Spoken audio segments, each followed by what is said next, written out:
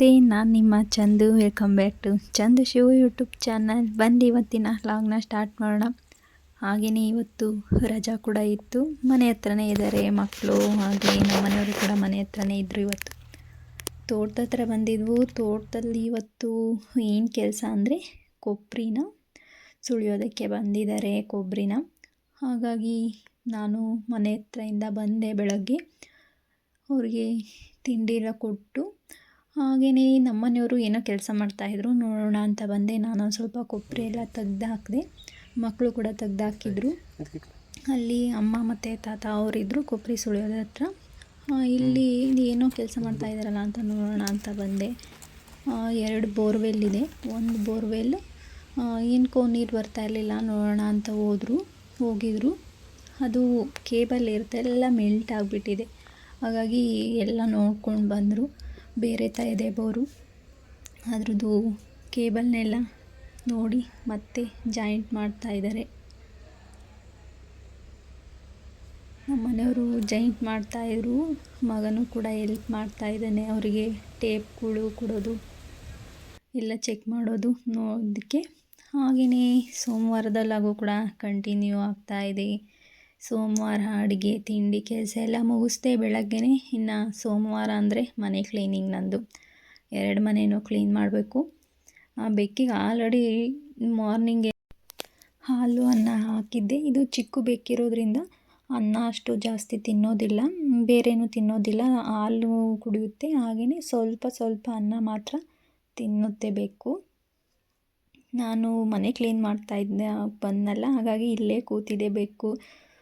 ನಾನು ಇರೋ ಹತ್ರನೇ ಇರ್ತವೆ ಬೆಕ್ಕುಗಳು. ನಮ್ಮ ಮನೆಯಲ್ಲಿ ಸಣ್ಣ ಪಾಪು ಥರ ಇದು. ನಮ್ಮನೆಯವರು ಬರ್ತಿದ್ದ ಹಾಗೆಯೇ ನೋಡ್ತಾ ಇರುತ್ತೆ. ಗಾಡಿ ಸೌಂಡ್ ಆದರೆ ನೋಡಿ ಇಲ್ಲಿ ಹೆಂಗೆ ಆಡ್ತಾ ಇದೆ ಅಂತ. ಆ ಬೆಕ್ಕು ಪಕ್ಕಕ್ಕೆ ಬರೋ ಹಾಗಿಲ್ಲ. ಇನ್ನೂ ಇವಾಗ ತೊಗೊಂಡು ಬಂದಿದ್ವು ಆ ಬೆಕ್ಕನ್ನ. ಮೊದಲು ಅದಿರೋ ಹತ್ರಕ್ಕೆ ಇದು ಬರ್ತಾನೂ ಇರಲಿಲ್ಲ ಬೆಕ್ಕು. ಅದೇನಾದ್ರು ಬಂದರೆ ಓಡಿಸ್ಬಿಟ್ಟು ಇದು ಬರೋದು, ಇದು ಬಂದು ಕಾಲ ಮೇಲೆ ಮಲ್ಕೊಳೋದು ನಿಂತಿದ್ರೆ. ನಾವು ಈ ಸತಿ ಟ್ರಿಪ್ ಹೋದಾಗಲೂ ಅಷ್ಟೇ, ನಾನು ಮನೆಯಲ್ಲಿ ನಾನು ಇರಲಿಲ್ಲ ಅಂದರೆ ಮನೆಯಲ್ಲೆಲ್ಲ ಓಡಾಡ್ತಾ ಇರುತ್ತೆ, ಹುಡುಕುತ್ತೆ ಮನೆಯಲ್ಲಿ. ನಾನು ಸುಮ್ಮನೆ ಅಂತಾರೆ ಅಂದ್ಕೊತೀನಿ. ಇಲ್ಲ, ನಾನು ಇಲ್ದಿದ್ರೆ ಇದು ಓಡಾಡ್ತಾ ಇರುತ್ತೆ, ನೋಡುತ್ತೆ ಮನೆಯಲ್ಲಿ. ಈ ಸತಿ ಟ್ರಿಪ್ಗೆ ಹೋದಾಗಲೂ ಅಷ್ಟೇ, ನಾವು ಹೋದಾಗ ಆಚೆನೇ ಇತ್ತು, ಬಂದು ಕೂತ್ಕೊಂಡಿತ್ತು ಅಲ್ಲೇ ಗಾಡಿ ಹತ್ರ. ನಾನು ಹೋಗ್ತಿದ್ದಂಗೆ ಬಂತು, ಕಾಲ ಹತ್ರ ಬಂದುಬಿಟ್ಟು ನಾನು ಒಳಗೆ ಹೋಗಲಿಲ್ಲ, ಅಲ್ಲೇ ನಿಂತಿದ್ದೆ. ಅದು ನಾನು ನೋಡೋಣ ಅಂತೇಳಿ ನಾನು ಒಳಗೆ ಹೋಗೋವರೆಗೂ ಕೂಡ ಬೆಕ್ಕಿದು ಒಳಗೆ ಬರಲೇ ಇಲ್ಲ. ನಮ್ಮ ಮನೆಯಲ್ಲಿ ನಾನು ಹೋದ್ರೂ ಬರುತ್ತೆ ನೋಡು ಅಂತೇಳಿ ಮಕ್ಕಳು ಎಲ್ಲ ಹೋದರು. ಆಮೇಲೆ ನಮ್ಮ ಮನೆಯವ್ರು ಹೋದರು, ಆದರೂ ಹೋಗಲೇ ಇಲ್ಲ ಇದು. ನಾನು ಒಳಗೆ ಹೋದ್ಮೇಲೆ ಇದು ಒಳಗಡೆ ಬಂದಿದ್ದು ನಮ್ಮ ಬೆಕ್ಕಿದು. ನಾವು ಮಲಗಿದ್ರು ಅಷ್ಟೇ ನಮ್ಮ ಜೊತೆಲೇ ಮಲಿಕೊಡುತ್ತೆ. ನೋಡಿ ಇವಾಗ ಆ ಬೆಕ್ಕಿದೆ ಇಲ್ಲಿ, ಸುಮ್ಮನೆ ಮಲಿಕೊಂಡೈತಿ.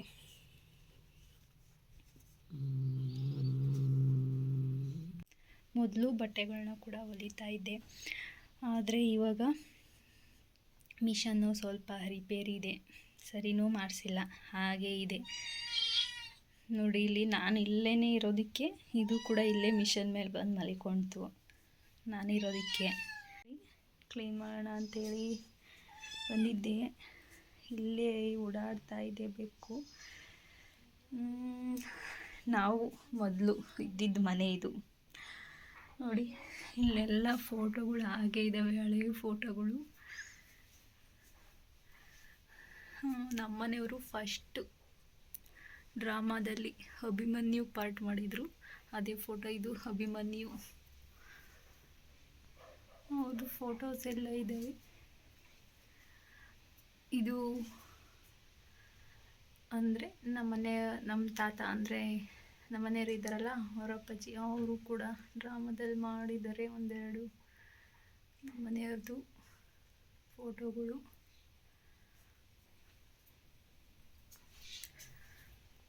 ನಮ್ಮ ನಾದಿನಿಯವ್ರದ್ದು ಫೋಟೋ ಇದು. ಇದು ನಮ್ಮ ಫೋಟೋ ಮದುವೆಯಲ್ಲಿ. ಅಂದರೆ ನಾವು ಮದುವೆ ಆದಮೇಲೆ ಇಲ್ಲಿರಲಿಲ್ಲ, ಮದುವೆಯಲ್ಲಿ ಚಿಕ್ಕಮಗಳೂರು ಜಿಲ್ಲೆ ಕಡೂರು ಹತ್ರ ಇದ್ವು. ಹಾಗಾಗಿ ನಮ್ಮಮ್ಮ ತಾತ ಮೊದಲು ಇದ್ದೆ, ನಾನು ಮದುವೆ ಆಗಿ ಬಂದಾಗ ಇದ್ದಿದ್ದು ಮನೆ ಇದೇನೆ. ನಮ್ಮ ಮದುವೆ ಆದ ಒಂದು 3 ವರ್ಷಕ್ಕೆ ಮನೆ ಮಾಡಿಕೊಂಡ್ವು. ಇಲ್ಲಿಗೆ ಬಂದಿದ್ದು ಹುಷಾರಿಲ್ದಂಗೆ ಆಯಿತು ಅಂತ ಹೇಳಿ. ಆವಾಗ ಮೊದಲಿದ್ದಿದ್ದು ಮನೆ ಇದೇನೆ. ಮನೆ ಏನೂ ದೊಡ್ಡದಿಲ್ಲ, ಸಿಂಪಲ್ ಒಂದು ಅಡುಗೆ ಮನೆ ಇದು, ಇನ್ನೊಂದು ರೂಮ್ ಥರ ಇದೆ ಅಷ್ಟೇ, ಚಿಕ್ಕದೇ ಮನೆ ಇದ್ದಿದ್ದು. ನಾವೇನಾದರೂ ಊರಿಂದ ಬಂದರೆ ಜಾಗನೇ ಇರ್ತಿರಲಿಲ್ಲ. ಹಬ್ಬ ಮಾಡಿದ್ರೆ ಬಂದರೆ ಮಲ್ಗೋಕ್ಕೂ ಕೂಡ ಜಾಗ ಇರ್ತಿರ್ಲಿಲ್ಲ, ಅಷ್ಟು ಚಿಕ್ಕದು. ಹಾಗೆ ಕ್ಲೀನ್ ಮಾಡೋಣ ಅಂತೇಳಿ ಬಂದಿದ್ದೀನಿ. ಬೆಕ್ಕು ಇಲ್ಲೇ ಓಡಾಡ್ತಾ ಇದೆ. ಹೇಳ್ತಾಯಿದ್ರು ನಮ್ಮ ಬೆಕ್ಕುಗಳಿಗೂ ಕೂಡ ಒಂದೊಂದು ರೂಮು ಅಂತ ಹೇಳಿ. ಈ ಬೆಕ್ಕು ಬಂದು ಇದು ನಾವು ಮಲ್ಕೊಳ್ತೀವಲ್ಲ, ಅಲ್ಲಿ ಬಂದು ಮಲ್ಕೊಳುತ್ತೆ ರಾತ್ರಿ ಹೊತ್ತು. ಆ ಬೆಕ್ಕು ಬೆಳಗ್ಗೆ ಹೊತ್ತು ಈ ಮನೆಯಲ್ಲೇ ಅದನ್ನು ಇಲ್ಲಿ ಬರ್ತವೆ ಅಂತೇಳಿ ಇದರಲ್ಲೇ ಬಿಡ್ತೀವಿ. ಬೆಳಗ್ಗೆ ಬಾಗಿಲು ತಕ್ಷಣವೇ ಹೋಗಿ ನಮ್ಮ ಮಕ್ಕಳು ಮಲಿಕೊಂತಾರಲ್ಲ ಆ ರೂಮಲ್ಲಿ ಹೋಗಿ ಮಲಿಕೊಳುತ್ತೆ. ಹಂಗಂತ ಇರ್ತಾರೆ, ಬೆಕ್ಕಿಗೂ ಕೂಡ ರೂಮ್ಗಳನ್ನ ಮನೆಯಲ್ಲಿ ಅಂತ.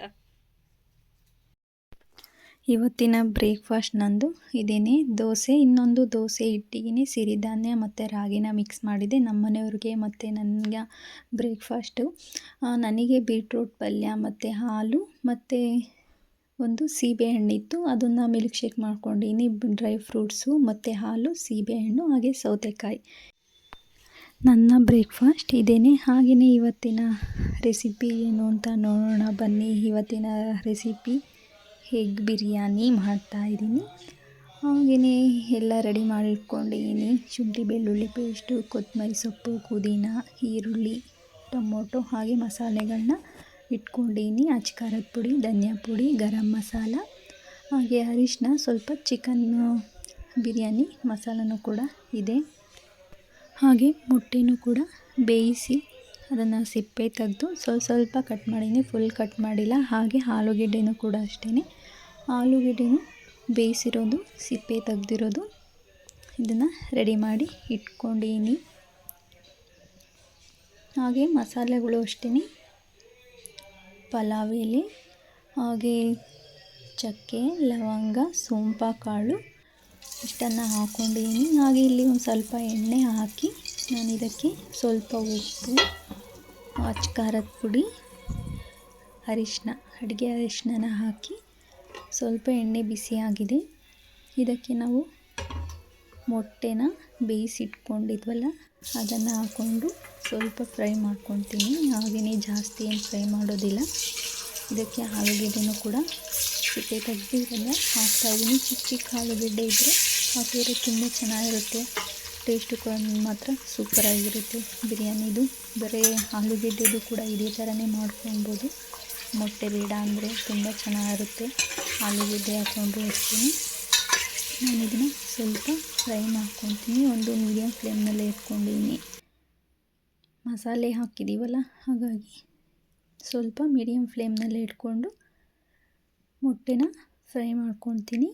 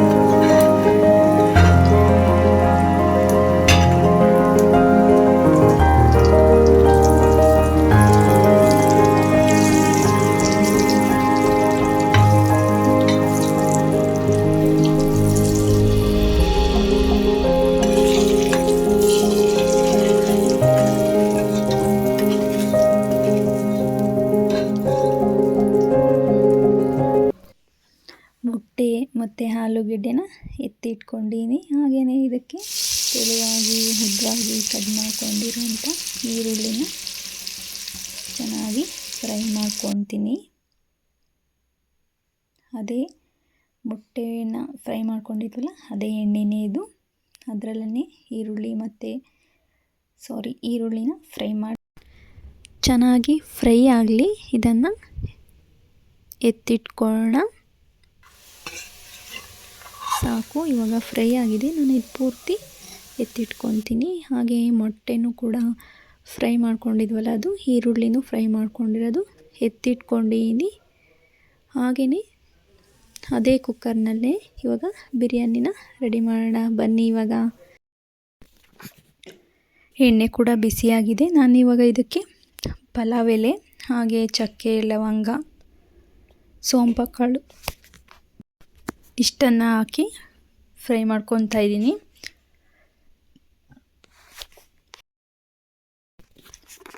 ನಾನಿಲ್ಲಿ 3 ಹಸಿಮೆಣ್ಸಿನ್ಕಾಯಿನ ಆ್ಯಡ್ ಮಾಡ್ತಾಯಿದ್ದೀನಿ. ಖಾರ ಹಸಿಮೆಣ್ಸಿನ್ಕಾಯಿ ಜಾಸ್ತಿ ಯೂಸ್ ಮಾಡೋದಿಲ್ಲ, ಹಾಗಾಗಿ ಟೇಸ್ಟಿಗೋಸ್ಕರ 3 ಹಸಿಮೆಣ್ಸಿನ್ಕಾಯಿನ ಹಾಕಿದ್ದೀನಿ. ಹಾಗೆ ಈರುಳ್ಳಿನ ಕಟ್ ಮಾಡಿ ಹಾಕ್ಕೊಳ್ತಾ ಇದ್ದೀನಿ. ಫ್ರೈ ಮಾಡ್ಕೊಳ್ಳೋಣ. ಇವಾಗ ಇಷ್ಟನ್ನು ಚೆನ್ನಾಗಿ ಫ್ರೈ ಮಾಡ್ಕೊಳ್ಳೋಣ, ಹಸಿಮೆಣ್ಸಿನ್ಕಾಯಿ ಮತ್ತು ಈರುಳ್ಳಿನ.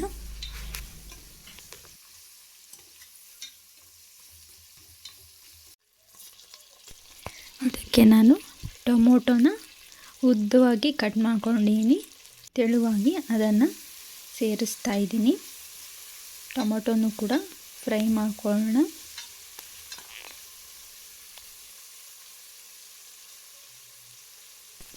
ಟೊಮೊಟೊಗೆ ಪುಡಿ ಉಪ್ಪನ್ನು ಸೇರಿಸಿದ್ರೆ ಬೇಗನೆ ಟೊಮೊಟೊ ಬೆಂದ್ಬಿಡುತ್ತೆ. ಹಾಗಾಗಿ ನಾನು ಸ್ವಲ್ಪ ಪುಡಿ ಉಪ್ಪನ್ನು ಹಾಕಿದ್ದೀನಿ. ಹಾಗೆ ಇದಕ್ಕೆ ನಾನು ಕೊತ್ತಂಬರಿ ಸೊಪ್ಪು, ಪುದೀನನ ಸೇರಿಸ್ತಾ ಇದ್ದೀನಿ.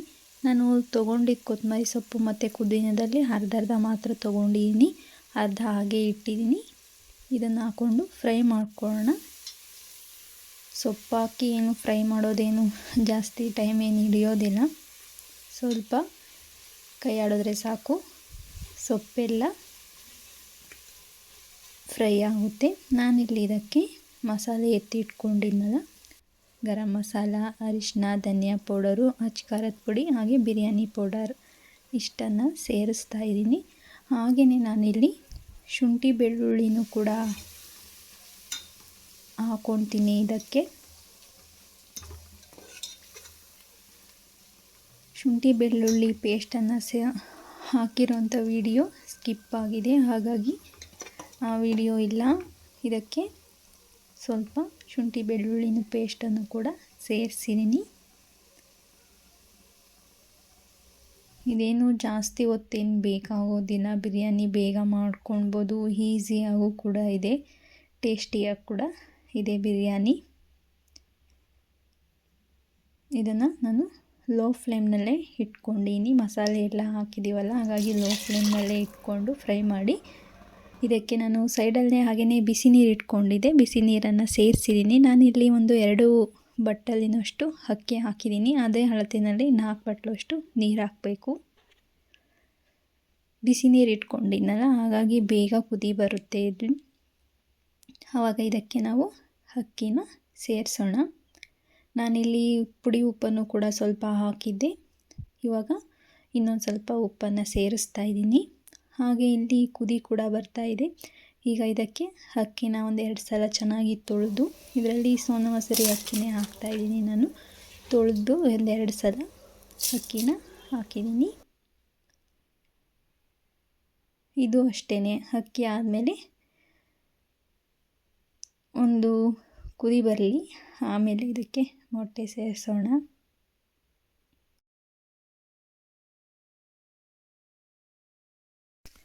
ನೋಡಿ, ಇವಾಗ ಕುದಿಯೋಕ್ಕೆ ಸ್ಟಾರ್ಟ್ ಆಗಿದೆ. ಇವಾಗ ಮೊಟ್ಟೆನ ಇದರಲ್ಲಿ ಹಾಕೋಣ. ಇವಾಗ ಆಲೂಗೆಡ್ಡೆನೂ ಕೂಡ ಹಾಕಿದ್ದೀನಿ. ಇದಕ್ಕೆ ನಾವು ಇಲ್ಲಿ ಕೊತ್ತಂಬರಿ ಸೊಪ್ಪು ಹಾಗೆ ಪುದೀನ ಎತ್ತಿಟ್ಕೊಂಡಿದ್ನಲ್ಲ, ಅದನ್ನು ಆ್ಯಡ್ ಮಾಡ್ತಾಯಿದ್ದೀನಿ. ಹಾಗೆ ನಾವಿಲ್ಲಿ ಈರುಳ್ಳಿನೂ ಕೂಡ ಅಷ್ಟೇ ಫ್ರೈ ಮಾಡಿ ಇಟ್ಕೊಂಡಿದ್ವಲ್ಲ, ಅದನ್ನು ಕೂಡ ಇದಕ್ಕೆ ಸೇರಿಸ್ತಾ ಇದ್ದೀನಿ. ಹಾಗೆ ಬೇಕಾದರೆ ಮೊಸರು ಕೂಡ ಆ್ಯಡ್ ಮಾಡ್ಕೊಳ್ಬೋದು. ನಾನಿಲ್ಲಿ ನಿಂಬೆಹಣ್ಣಿನ ಜ್ಯೂಸನ್ನು ಸೇರಿಸಿ ಕುಕ್ಕರ್ನ ಕ್ಲೋಸ್ ಮಾಡ್ತಾಯಿದ್ದೀನಿ.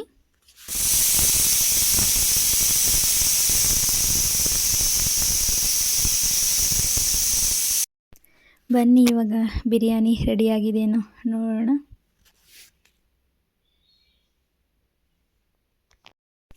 ಇವಾಗ ಬಿಸಿ ಬಿಸಿ ಆಗಿರೋವಂಥ ಸಂಡೇ ಸ್ಪೆಷಲ್ ಬಿರಿಯಾನಿ ರೆಡಿಯಾಗಿದೆ.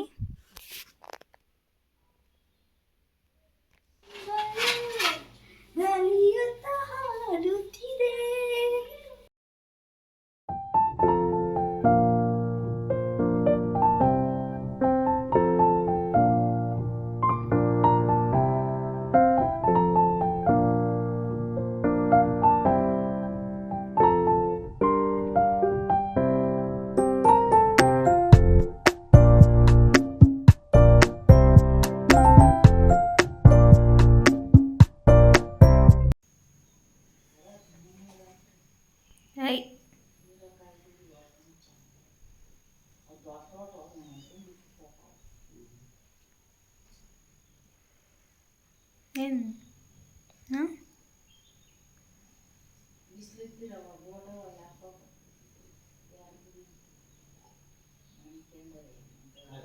ಹಾಗೆಯೇ ನನ್ನ ವಿಡಿಯೋ ಇಷ್ಟ ಆಗಿದರೆ ಪ್ಲೀಸ್ ಒಂದು ಲೈಕ್ ಕೊಡಿ, ಹಾಗೆ ಕಾಮೆಂಟ್ ಮಾಡಿ. Thank you for watching. Bye, take care.